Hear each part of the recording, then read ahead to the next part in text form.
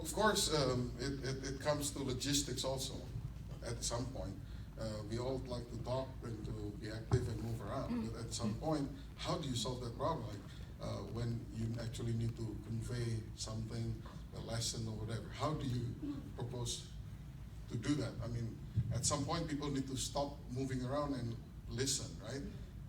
At some point, what we try that our youth really like is, yeah, we keep it really short, and then we make it more about a discussion. So it seems to have taken off quite well with our youth.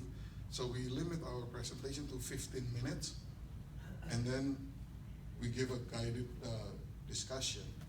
And our youth now, so our church has a, okay, next to our church there's a house that we use for World Harvest. Now the living room, I just took out.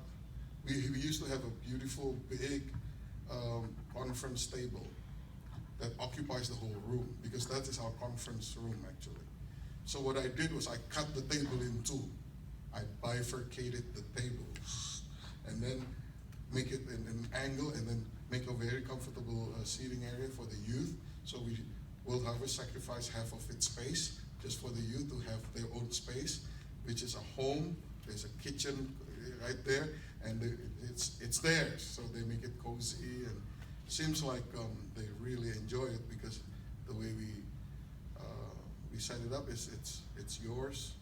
We are not involved. Even the music, it doesn't matter, but it's their own thing, and they just have a good time having discussions instead of so much instructions. Would that be something that you think would be a good thing to do, or is there more things we can do? How does that sound? I think it sounds like a great idea. If the youth are enjoying it, then that's good. But that's according to me, right? It looks like, it looks like they are. I asked them, so how was it? Oh, great. Okay. So, but do you have any other ideas for us? Sofa, pillows, discussions, talk among yourselves, and what do you want us to do? Should we just give you a room and let you in there and then leave you alone? Or what do you think we should do for you?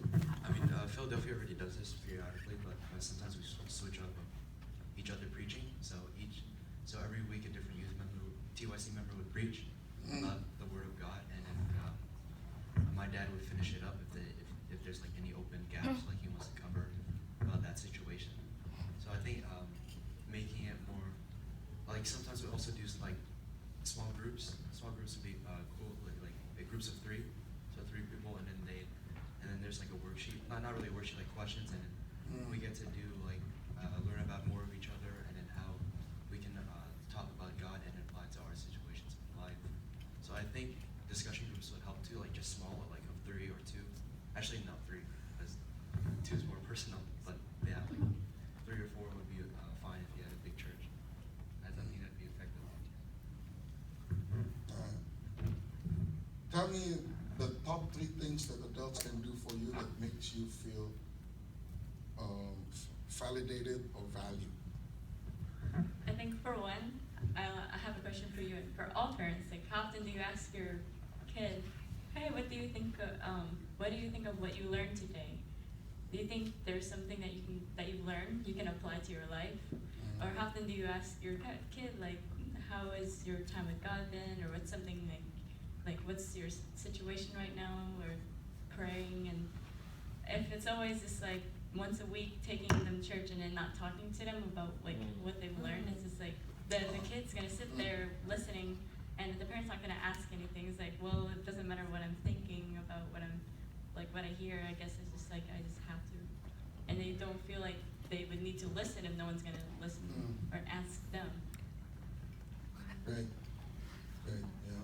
Good. How many of you are doing that? Wow. Yeah, we do. I do that. Not often enough, probably, but yeah, that's important, isn't it? If you haven't done that, do it. If you have, do it more. Yeah. But in a sincere way and not in a setup kind of way. Because I know parents that ask those things, it's a setup. You know, they already have a plan. What they smell something, whatever they ask, just waiting for an opportunity to smash. You know, kids are smart. They know when that happens.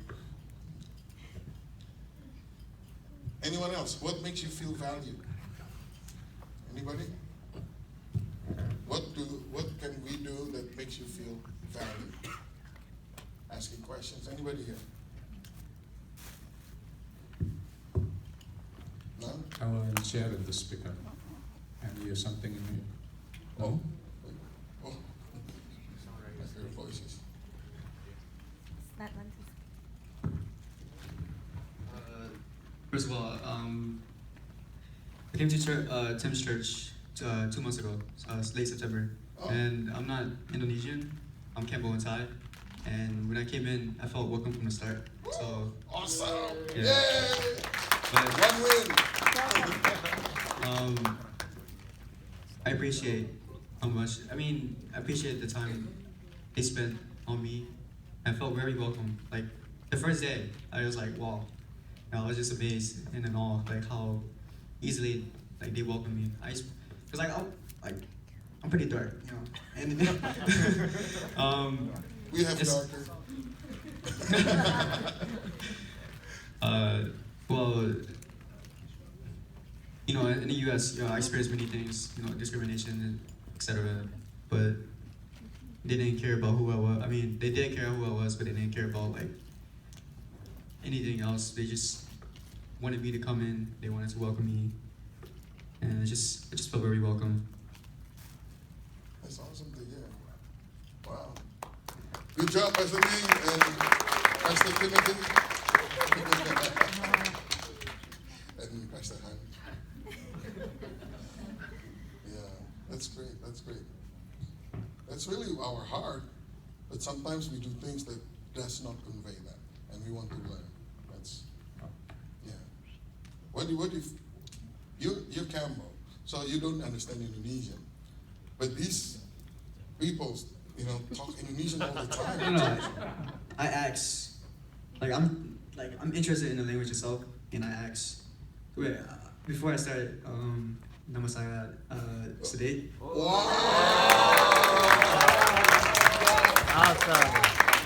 The thing is, I'm just curious about the language itself, and the fact that they took interest in me first. It's just like I'm obsessed now with the language, so I want to learn more about it. Well, that makes it a lot easier, of course, for you guys. Yeah, but yeah, okay. You're a rare case. You're very cross-culturally gifted, and you're very gracious towards other people. Not everybody's like that. I'm trying to teach everybody to be gracious to other people. Yeah. Anyone else? What makes you feel valued? Anyone? So I just want to share from Toronto what we've been going through for the last few years. We didn't have a lot of second generation kids right now. We only have 4. But I asked the same questions to these 4 kids. What do you expect from the church? And they all simply just said, we don't like your service. Yeah, because we are Canadian, and then I asked them, so what do you want me to do? How can I serve you better as your pastor, as brother and friend? And they just said 2 things: relationship. So they don't really care whether it's Sunday service or not yet, you know, but they expect me to come to visit them, to meet them during the week. So I think as a church, that's what I got from Toronto, and I think we need to invest in our effort, time, in listening to them, making relationship with them, building, bridging the gap. And at the same time, of course, we gotta improve on language. You know, like my dad, Pastor Henry, is still taking SL lessons until today. And every Wednesday evening, he goes for the classes, and because he wants to connect with the young people really bad. And he's loved by the young people, but unfortunately not all the congregation do the same thing because it's challenging from them. But out of those 4 kids that I'm being with right now, we just do relationship. Sometimes we just hang out, nothing formal, discussing about whether it's Christianity, whether it's sports, whether it's games, gadgets, whatever. I guess building the relationship is the most important thing. And I think in the States, while you guys speak English, it's still manageable. Our church in Montreal, the kids speak French.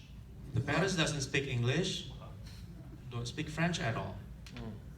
Yeah, so they had more problem. You know what happened with the kids in Montreal?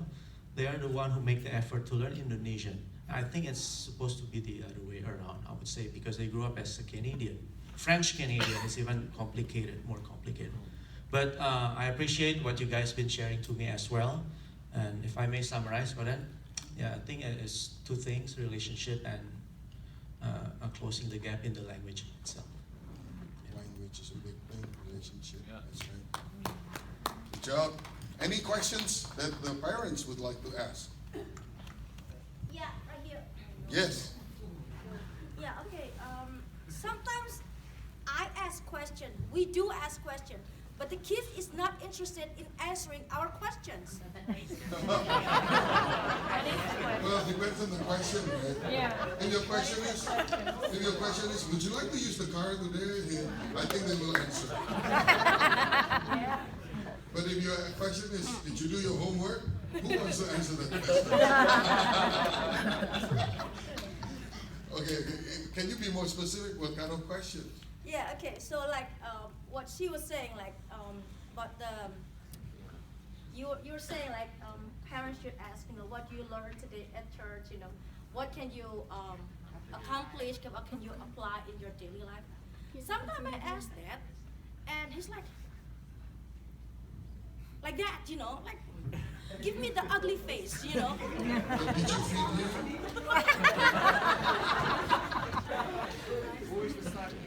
I see. Okay. Anybody want to answer that? Sometimes, most of the time, give me the evil eyes, Okay, so who is her son here? Is she here? Uh-oh. I guess he's not going well. I think we should talk about something else. I don't remember you asking me.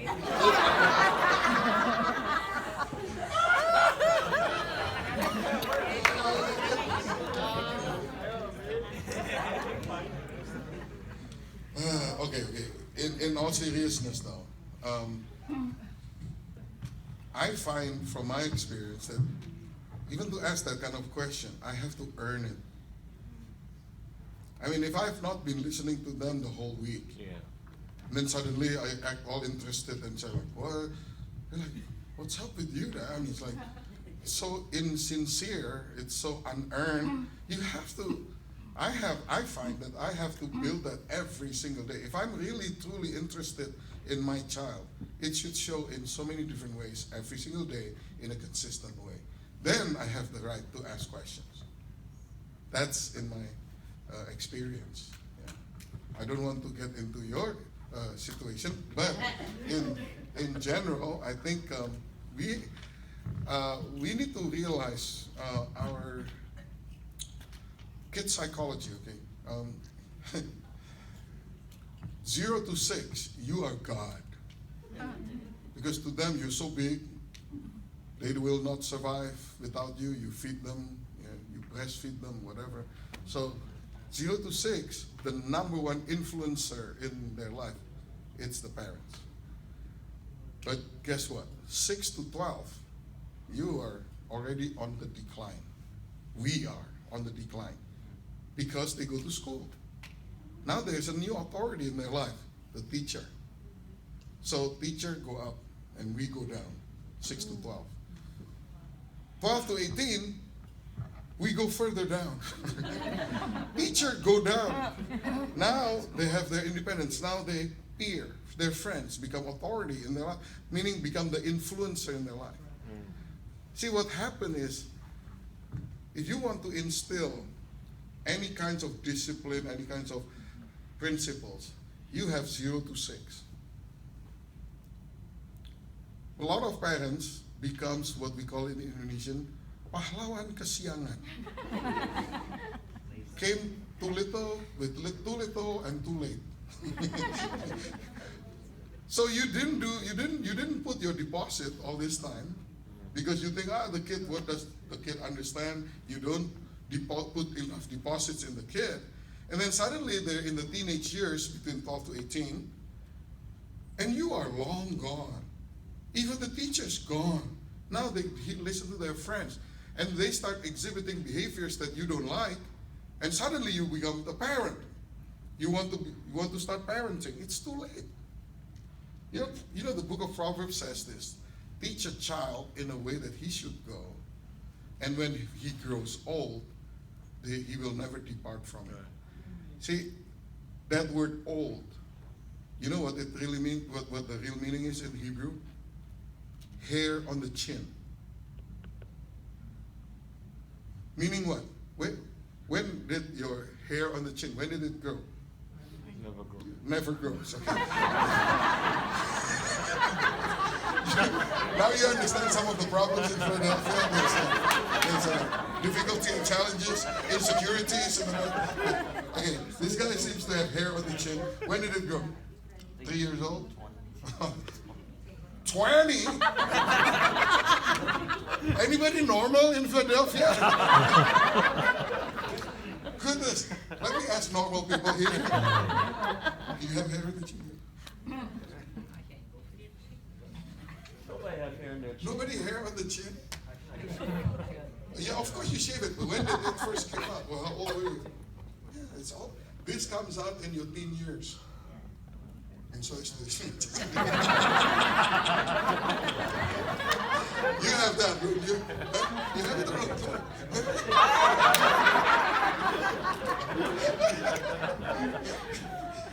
This happened. What it means. I'm still trying to preach the Bible here. Once they are in the Akil Balik, once they went into puberty, you're done. You're done. And if they go into puberty and you have not put your deposit, you're too late. And then now suddenly you want to have to be the authority figure in their lives? Too late. It's too late, baby. It's too late. Udah nggak bisa. The best way is to be, a loving person in their life. Yeah, so you still have hope, but not as an authority figure in their life. So, I don't know how old you guys are, but it seems like everybody got hair on somewhere.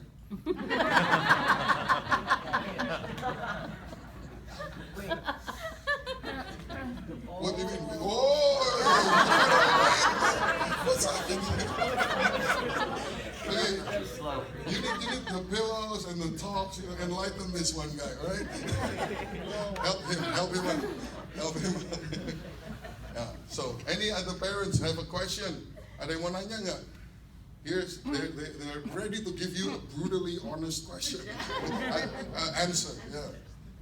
You can be brutal and honest, okay? So anybody else want to ask questions, parents?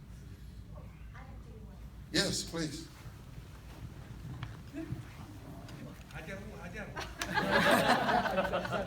No, I'm curious, and I would like to ask you guys, are you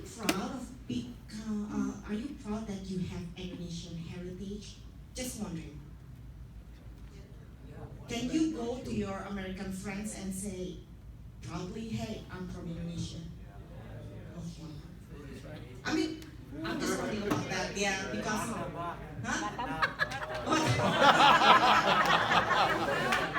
Okay, but is there any of you that feels like your parents, that you probably don't feel like you're 100% Indonesian, right? Am I correct?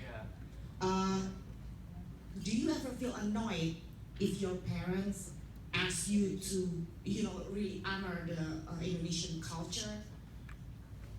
Do you feel annoyed or no? Or it doesn't matter? It doesn't matter? No? Okay. Huh?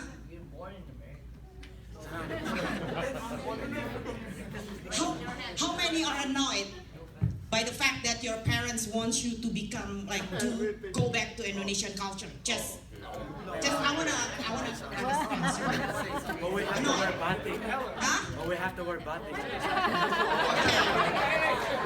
No, really, I just wanna know. Wait, how many of you are annoyed? Guys, No, I just wanna know. Yeah. How many of you like often feel annoyed if your parents ask you to be? When my mom says, in Indonesia we're supposed to do this, in Indonesia we do this, in Indo we do this, I say, we're in America, not Indo. Like, it's not. Or when they compare the education to the American education, say, Indo is so much harder than the American education. You have to do this when you're like a second grader. It's like they always compare American education to Indonesian education, saying it was so much more harder, and that you had to read so much more books, and then there was school on like Saturdays or on holidays, and you had so much homework. I'm like, we're still struggling too. Yeah, well, who landed the man on the moon?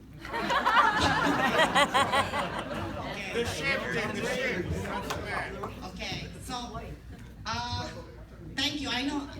I mean, it's just a little bit of me asking you, but is that the kind of attitude that you want your parents to show you, listening to you? I mean, do you want your parents to listen to you more? Yeah. No, I mean, because I'd like to hear that from them, because I mean, this is like, I've never really tried to really listen, especially with Indonesian culture. As a parents, you should do that, you should do that. When I was, like you said, when I was back in Indonesia, I had to do this, I had to do that. But then I think this is a reminder for all of us as parents, like, we never really listen to them. Like, I think that's all. I mean, just wanna thank. Yeah, that's true. Thank you so